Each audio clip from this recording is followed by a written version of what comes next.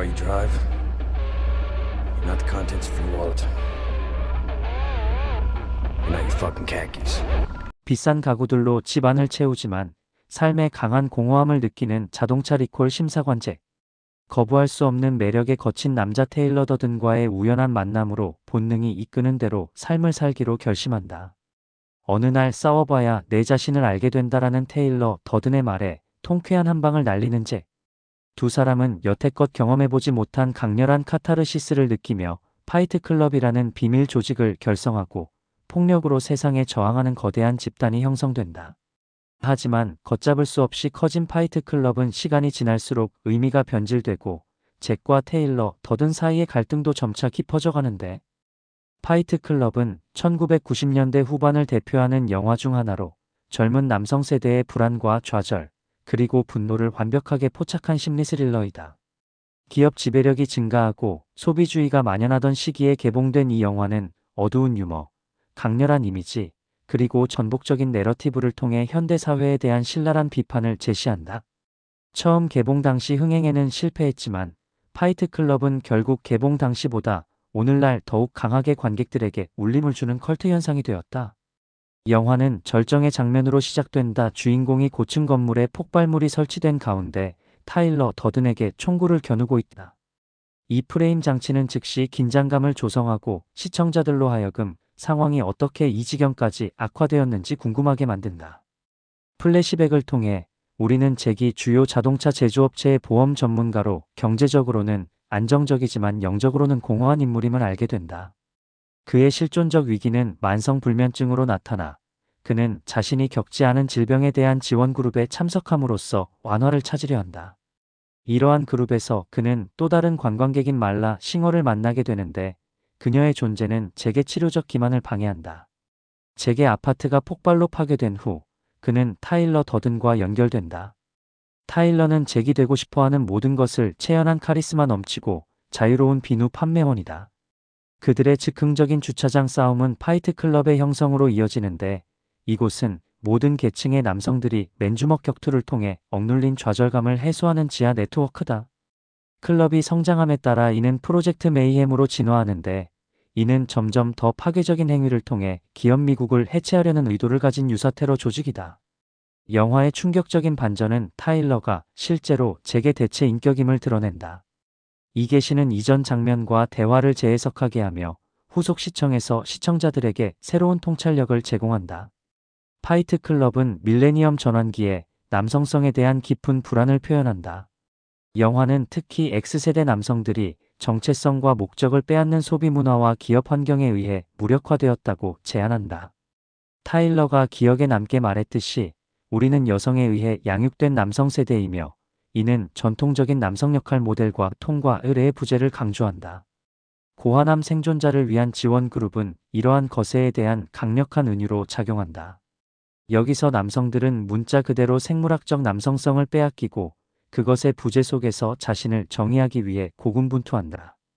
영화는 소비 문화를 무자비하게 공격하며 당신이 소유한 것들이 결국 당신을 소유한다와 당신은 당신의 직업이 아니다. 당신은 은행 계좌에 얼마나 많은 돈이 있는지가 아니다. 당신은 당신이 운전하는 차가 아니다. 당신은 지갑의 내용물이 아니다와 같은 대사들이 상징적이 되었다. 잭의 이케아 카탈로그와 세심하게 큐레이션된 아파트에 대한 집착은 진정한 삶의 대체물로서의 물질적 소유의 공허한 추구를 대표한다. 타일러의 무정부적 철학은 대안을 제시한다. 소유권을 거부하고 일시성을 받아들이며 소유물이 아닌 경험에서 가치를 찾는 것이다. 영화는 물질적 편안함의 추구가 더 의미 있는 인간의 노력과 연결을 대체했다고 제안한다. 파이트 클럽이 프로젝트 메이햄으로 진화함에 따라 영화는 불만을 품은 개인들이 얼마나 쉽게 순종적인 추종자로 변모할 수 있는지에 대한 불안한 묘사를 제공한다. 구성원들은 머리를 깎고 동일한 옷을 입으며 개인성을 포기하여 타일러의 명령을 질문 없이 따르는 우주원숭이가 된다. 지원 그룹에서 파괴적인 컬트로의 변화는 의미를 찾는 취약한 사람들이 카리스마 있는 리더십에 의해 어떻게 조작될 수 있는지에 대한 논평을 제공한다. 영화의 이러한 측면은 작전 중 구성원이 사망했을 때 특히 절실해지며, 그룹은 즉시 그들의 교리를 적응시킨다. 죽음에서 프로젝트 메이햄의 구성원은 이름을 가진다. 이는 컬트 행동에서 흔한 인지 부조화를 보여준다. 데이비드 핀처 감독은 파이트 클럽에 그의 독특한 시각적 미학을 가져왔으며 도시의 쇠퇴와 영적 공허함이라는 영화의 주제를 강조하는 거친 탈색된 색상 팔레트를 사용했다. 영화의 시각적 언어는 내러티브와 함께 진화한 다잭의 아파트에 멸균된 카탈로그처럼 완벽한 세계에서 시작하여 점차 파이트 클럽과 타일러의 낡은 집의 더럽고 혼란스러운 환경으로 하강한다. 특히 주목할 만한 것은 영화 전반에 걸친 두 주연 배우의 신체적 변화이다. 잭은 의도적으로 체중을 감량하여 점점 더 쇠약해지고 손상된 모습을 보였으며 타일러는 잭이 되고자 하는 이상화된 남성적 형태를 구현하기 위해 근육을 단련했다. 이 미묘한 시각적 신호는 타일러가 점차 통제권을 가져가면서 나타나는 심리적 역학을 강화한다. 개봉 당시에는 논란이 있었지만 파이트 클럽은 영화 역사와 대중문화에서 그 자리를 확고히 했다.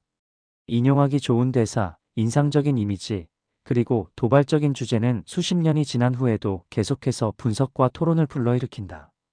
위기에 처한 남성성에 대한 영화의 탐구는 전통적인 성 역할이 계속 진화하고 질문받는 시대에 점점 더 관련성이 있게 느껴진다. 파이트 클럽을 특히 주목할 만하게 만드는 것은 그 메시지가 원래의 맥락을 초월했다는 점이다. 처음에는 반자본주의 선언문으로 보였지만 영화는 실제로 현대 생활의 공허함과 무의미함에 대한 더 근본적인 비판을 제공한다.